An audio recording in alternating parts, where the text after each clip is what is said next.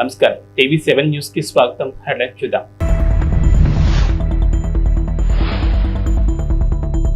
జనజాతర సభలో ఆకట్టుకున్న రాహుల్ రేవంత్ ప్రసంగాలు. జోరు వానలో హోరెత్తిన ఫ్యాన్ హుషారు.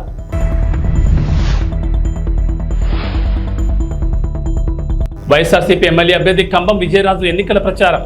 మహానేత స్వర్గీయ ఇందిరాగాంధీ ప్రాతినిధ్యం వహించిన మెదక్ పార్లమెంట్ నియోజకవర్గం నుంచి పోటీ చేస్తున్న నేల మధు ముదిరాజ్ కు కాంగ్రెస్ అధినేత రాహుల్ మద్దతు పలికారు. ఈ సందర్భంగా రాహుల్ గాంధీ మాట్లాడుతూ బీజేపీ రాజ్యాంగాన్ని మార్చి సామాన్య హక్కులను హరించేందుకు చూస్తోందని ఆరోపించారు. బీజేపీ మళ్లీ గెలిస్తే పేదలకు బీసీ, ఎస్సీ, ఎస్టీ, అనగాండ వర్గాల కింద రిజర్వేషన్లు రద్దు చేస్తుందని పేర్కొన్నారు. ముఖ్యమంత్రి రేవంత్ రెడ్డి మాట్లాడుతూ కాంగ్రెస్ పార్టీకి ప్రజల్లో వస్తున్న ఆదరణ చూసి ఓర్వలేక బీజేపీ, బీఆర్ఎస్ పార్టీలు కుట్రలు చేస్తున్నాయని ఆరోపించారు. ఈ కార్యక్రమంలో దామోదర్ రాజనరసింహ, జగ్గారెడ్డి, కొండా సురేఖ, సర్పంచులు, ఎంపీటీసీలు, మండల కాంగ్రెస్ అధ్యక్షులు పాల్గొన్నారు.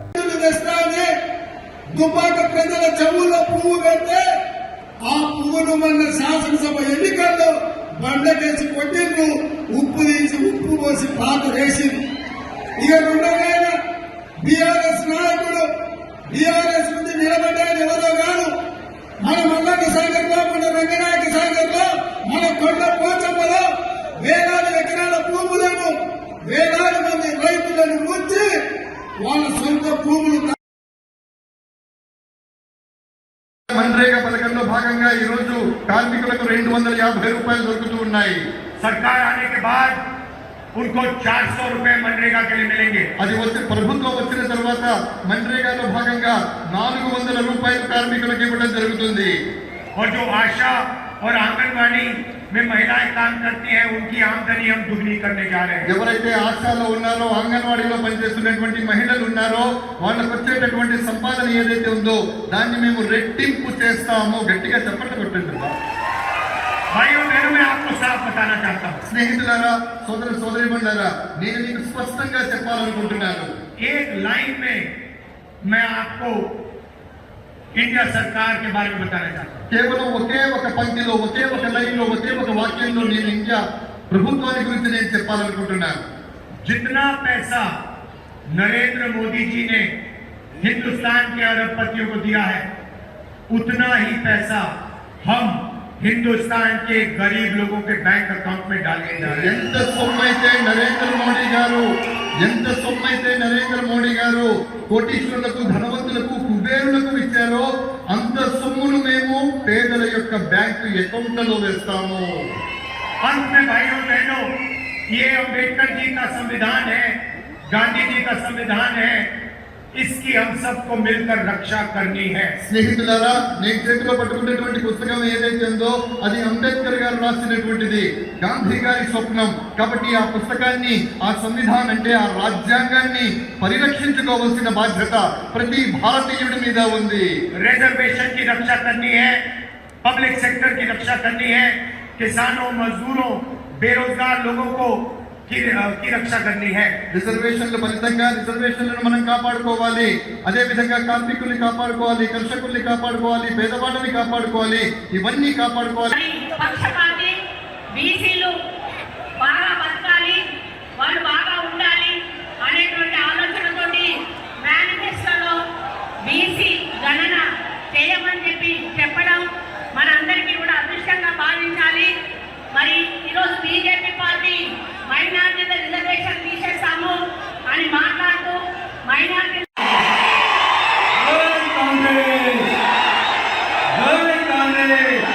సోనియా గాంధీ గారి నాయకత్వం, రాహుల్ గాంధీ గారి నాయకత్వం, రేవంత్ అన్న నాయకత్వం.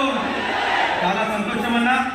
ఈరోజు ఈ జనజాతర కార్యక్రమానికి ముఖ్య అతిథిగా వచ్చిన మన ప్రియతమ నాయకులు తుమ్మలపాలెంలో మత్స్యకారుల అభివృద్ధి కృషి చేస్తానని సర్నాల తిరుపతిరావు అన్నారు. ఈ సందర్భంగా మాట్లాడుతూ విజయవాడ ఎంపీగా కేసీఆర్ నానిని, ఎమ్మెల్యేగా తనను అఖండ మెజార్టీతో గెలిపించాలని కోరారు. తుమ్మలపాలెంలో 20 కుటుంబాల మత్స్యకారులు వైఎస్ఆర్సీపీ పార్టీలోకి పార్టీ కండువా కప్పి సాదరంగా ఆహ్వానించారు.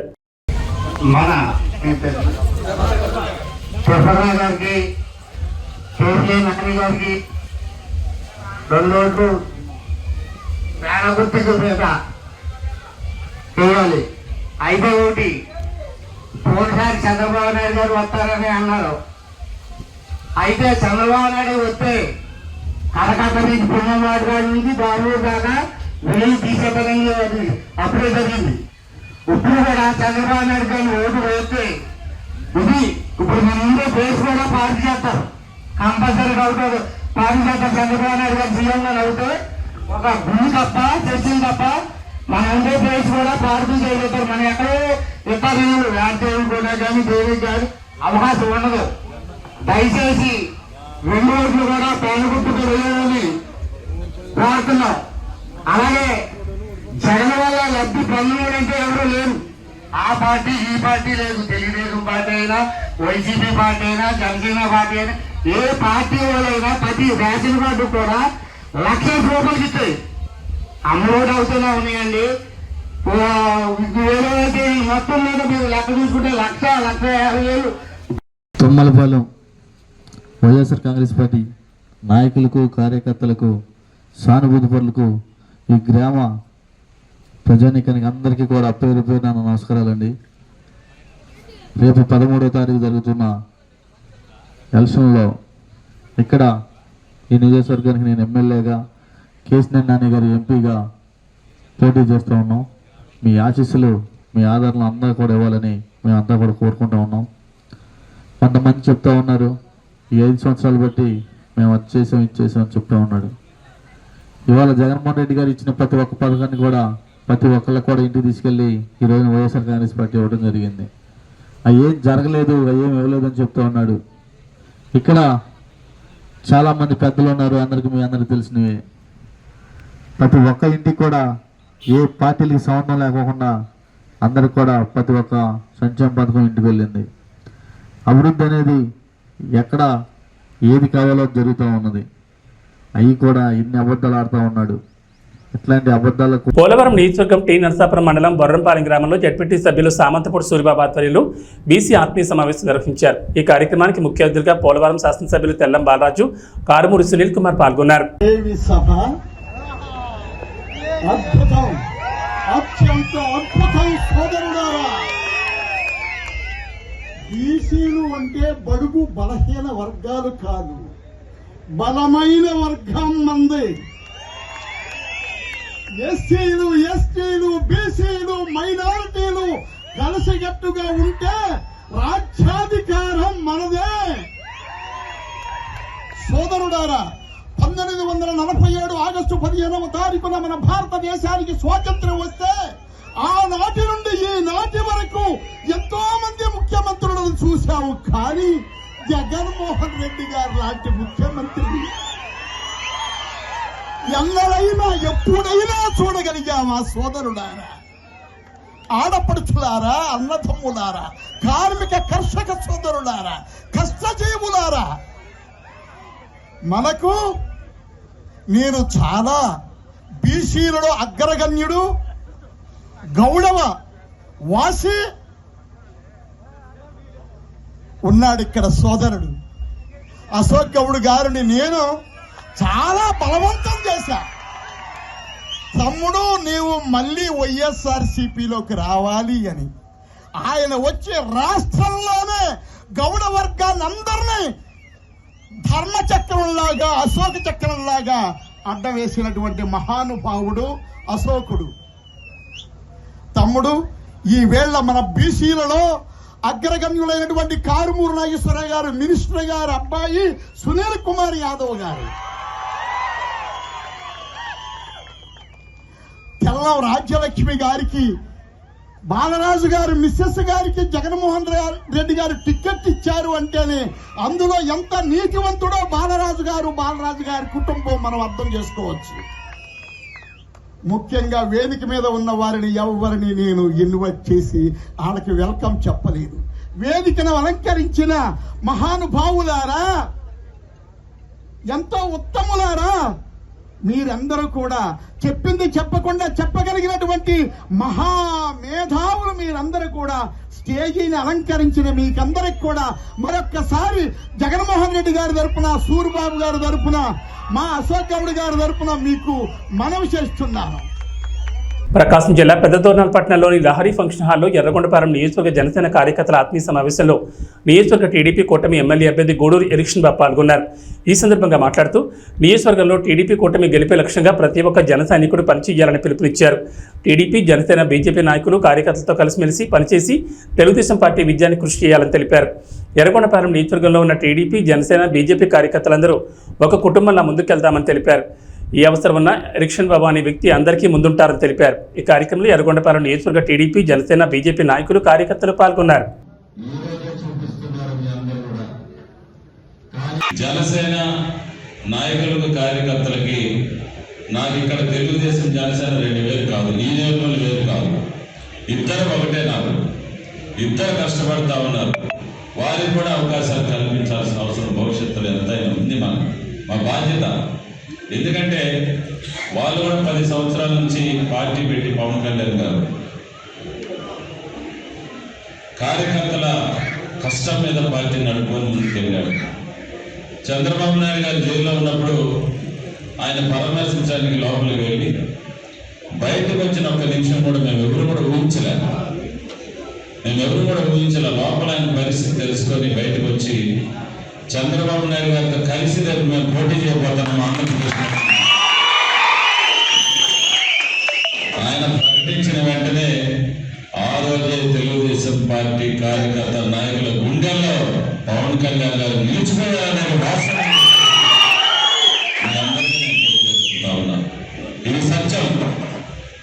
ఈ రాక్షస పరిపాలన అంతమందించేదాన్ని, ఈ రాష్ట్రంలో జగన్మోహన్ రెడ్డి గారిని, వారి యొక్క అరాచకాల్ని అంతమొందించేదానికి పవన్ కళ్యాణ్ గారి మద్దతు ఆ సమయంలో మనకి కొండంత అండగా ఇచ్చినటువంటి మాట వాస్తవం అని చెప్పేసి శ్రేణులందరూ కూడా నేను తెలియజేసుకుంటా ఉన్నాను.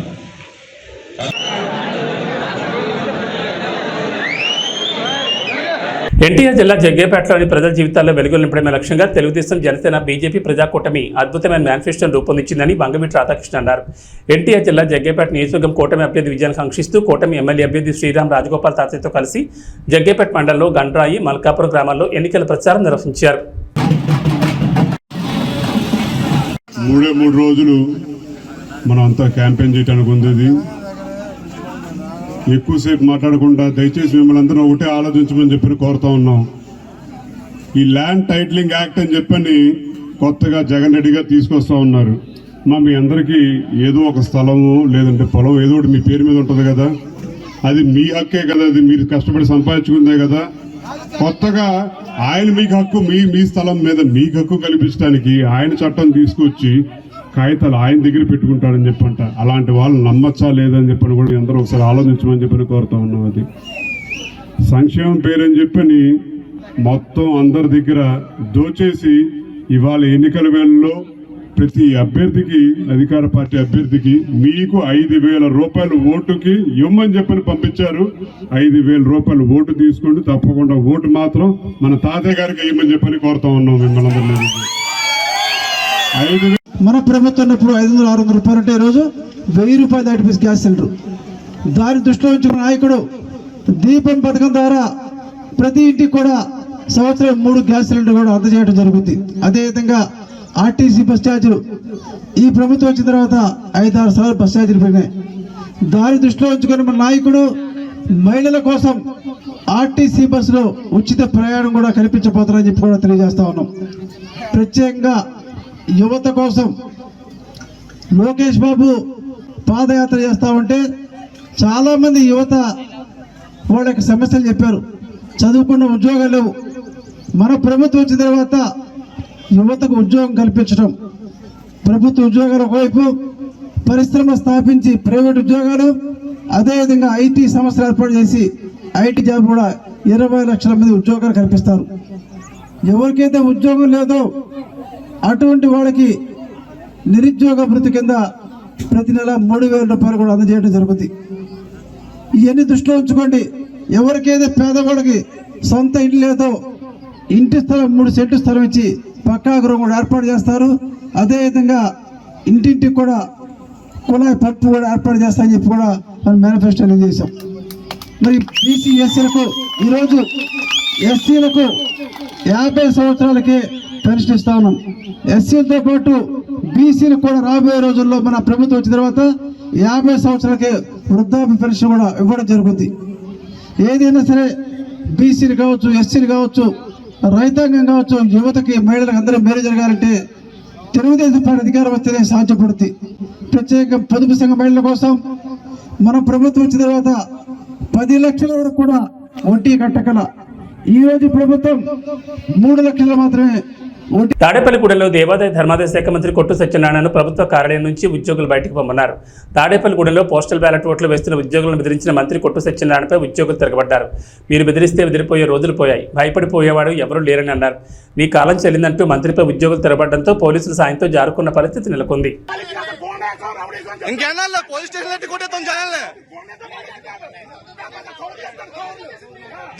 గేట్ బయట రావాలా, గేట్ బయట ఏదైనా గేట్ బయట ఫోటో తీసుకో. గేట్ రాబడి ఉంటాం కాదు, గేట్ బయట, గేట్ బయట. బాబు అటు కూడా తీయమ్మా, అటు తీసేసి ఒకరితో కాదు అందరూ తీ.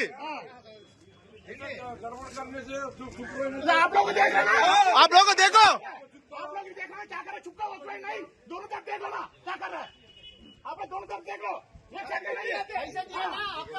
पैसे दिए ना, क्या पे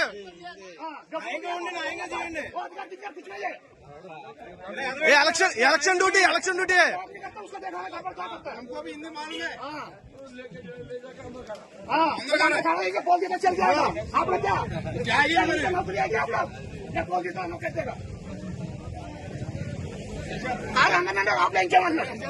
ఏ హత్రం ఇంకా అయిపోయింది, రోజులు అయిపోయినాయి.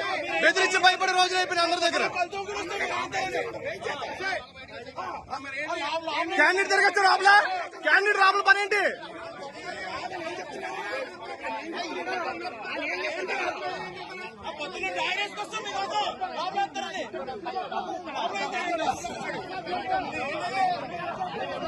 అండ్ క్యాండిడేట్ రాబుల పని ఏంటి?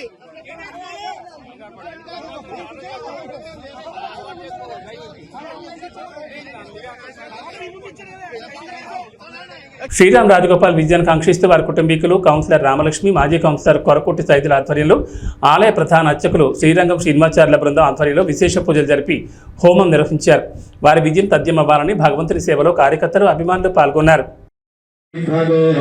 శ్రీరంగస్య ఉత్తరదిక్ప్రదేశగంగా కావేర్యోర్మధ్యదేశే శోభనస్థలే సమస్తదేవత భగవద్భాగవత ఆచార్య సన్నిధౌ అస్మిన్ వర్తమాన వ్యావహారిక లింగకర్ణాయ నమః, సర్పనేత్రాయ నమః, సుముఖాయ పరిస్థితాయ నమః, మధ్యమేకలాయాం చండాయ నమః, ప్రచండాయ నమః, భద్రాయం సుభద్రాయ నమః, భుజాయ నమః, విజయాయ నమః, ధాత్రే నమః, విధాత్రే నమః, మూర్ధమేకలాయాం రమేంద్రాయ నమః, రమత్తయే నమః, ఓం హం యమాయ నమః, షణ్వరుణదే నమః, వరుణాయ నమః, వాయుదే నమః, కుబేరాయ నమః, ఓం ఈశానాయ నమః. ఏతేంద్రాదయః దివ్యాభరణవస్త్రసంయుక్తాః అగ్నిముఖాదవ్యాతవ్యాః.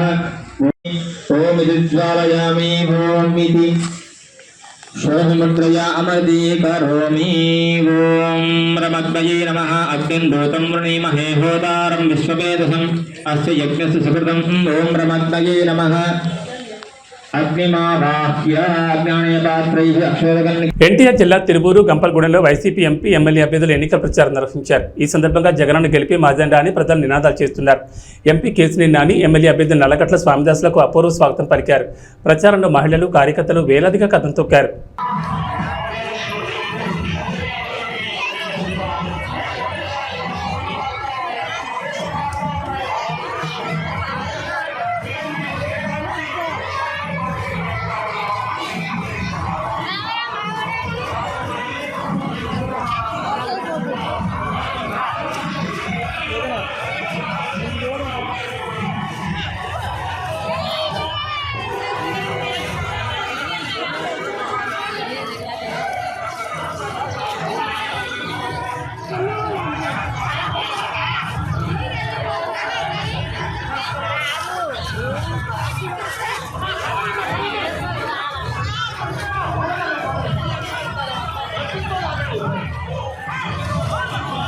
ఈ జెండా ముందుండాలి, మాకు అడ్డం వస్తుంది.